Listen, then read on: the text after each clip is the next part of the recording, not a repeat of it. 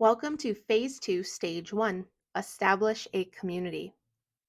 Please remember that there are challenges associated with these stages, so head back to the Bot Portal community.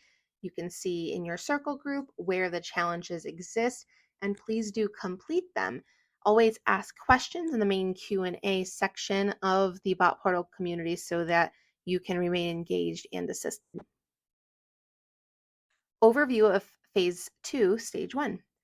Stage 1 of Phase 2 focuses on collaboration in occupational therapy. The aim is to create a vibrant community that fosters strong relationships within the profession. Now, within the profession, among other practitioners, is intra-professional collaboration. The Connect Mentorship Program embodies the values of encouragement, enrichment, and active participation. To establish the community, follow the be present, be engaged, and be open, or PEO approach. Not to be confused with PEO, person, environment, occupation, or PEOP, person, environment, occupation, performance. This is entirely different, and this PEO approach is going to help you through this phase of the Connect program. All of Phase 2 communication and activities should occur in the Phase 2 circle in the Bot Portal community. Please do explore what is going on in that community. Again, I'm just going to continue to stress the importance of engagement. It's a very brief time in your life, and this experience can add a lot of value, but you will only get out of it as much as you put into it. So please do engage. It's just a word of encouragement there. Establishing a professional network. Why is it important?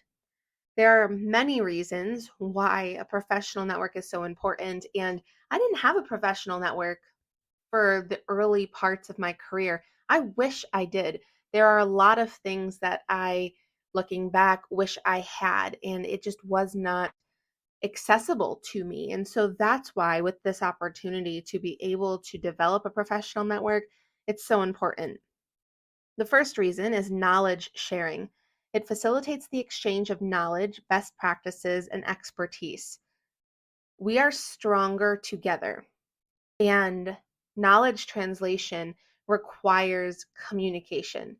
We have to communicate with one another. We have to support one another and engage in order for this knowledge to pass.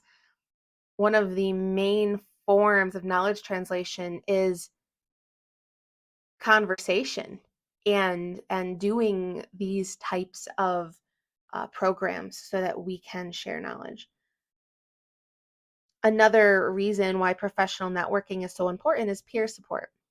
It offers a support system, guidance, advice, and encouragement. It helps you navigate challenges and celebrate successes. There's nothing, I shouldn't say nothing, but being alone is hard. And being an occupational therapy practitioner alone is hard. And there are so many places in the United States right now that only hire a single occupational therapy practitioner. And added to that, it's a new grad occupational therapy practitioner. And it's really, really hard to navigate the scene, celebrate your successes, and overcome the barriers that you're going to experience. And so peer support is very important. Next is collaboration and interdisciplinary opportunities.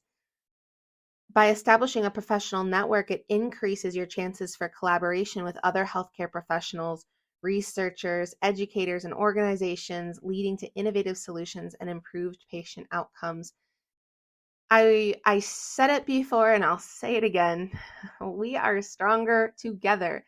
Can you imagine if we were all on the same page, and what one person experiences in their interdisciplinary environment, if they convey their experience from that environment and another person conveys their experience and another, together we are going to be able to apply the lessons learned across multiple settings, across multiple scenarios, and that will only make us better.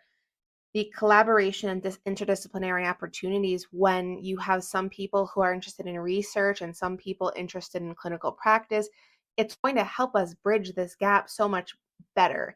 There's a huge gap between academics and research and clinical practice. And now that I'm in academics, I see this even more clear. And the only way this is going to happen is if we do something about it. And finally, community and camaraderie. It's a sense of belonging and camaraderie, and it increases professional satisfaction and well-being. We weren't meant to be siloed. We were meant to be a community. We're meant to be one giant cohort. Um, we When you have a community, when you have camaraderie with others in your profession, you will be more satisfied with what you are doing. Okay, some other reasons: career advancement. It opens doors to job referrals, mentorship, and professional development opportunities, increasing visibility and access to growth resources.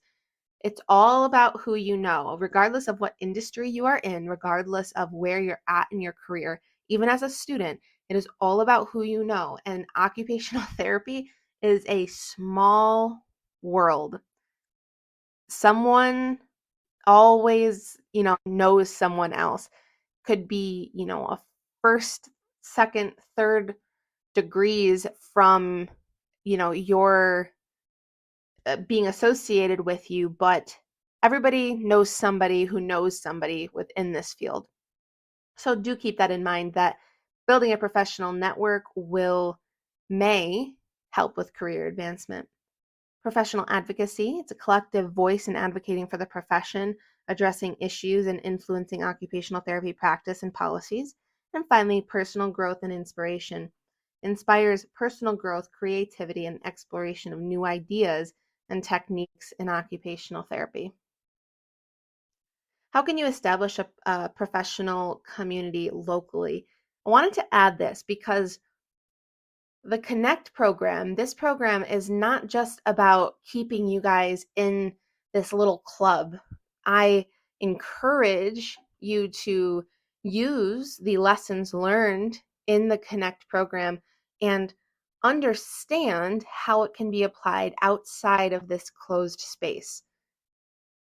We need to be taking action outside of our comfort zones in order for us to not only improve our personal and professional lives, but for us to improve the profession and add to, just good living. So what can you do to improve and establish a professional community locally? You can host monthly meetups, journal clubs at a local library for local intra-professionals or interdisciplinary professional meetups, host lunch and learns, perhaps meet with your local college or university and suggest a clinic university mentorship program. And then finally, you can do a local Facebook group that may help facilitate a conversation among clinicians in your area.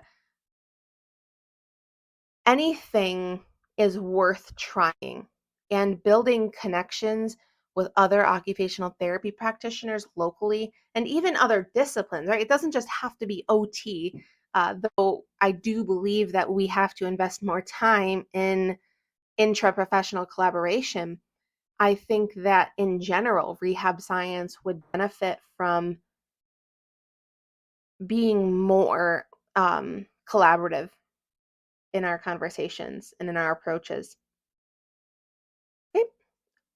After this slide, go ahead and stop progressing forward and complete your first challenge in this phase. Establish your presence. Show your colors. Click on your name within the community group, click interests, and answer all the questions listed. Flex your skills, use humor, be sassy, be you. Afterwards, scroll through other community members. Do you have anything in common? Shoot them a quick message to let them know that they are seen for areas of interest that aren't necessarily OT.